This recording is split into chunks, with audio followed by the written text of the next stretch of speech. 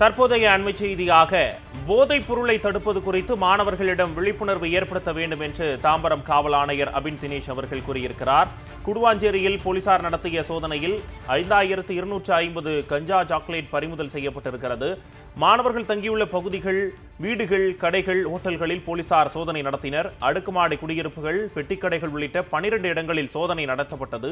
சோதனையில் கஞ்சா சாக்லேட்டுகள், குட்கா உள்ளிட்டவற்றை போலீசார் கைப்பற்றியுள்ளதாக தாம்பரம் காவல் ஆணையர் தெரிவித்திருக்கிறார். கல்வி நிறுவனங்களுக்கு தொடர்பு கொண்டு மாணவர்கள் மீது நடவடிக்கை எடுக்க அறிவுறுத்தியுள்ளோம் என்றும் தாம்பரம் காவல் ஆணையர் தெரிவித்திருக்கிறார்.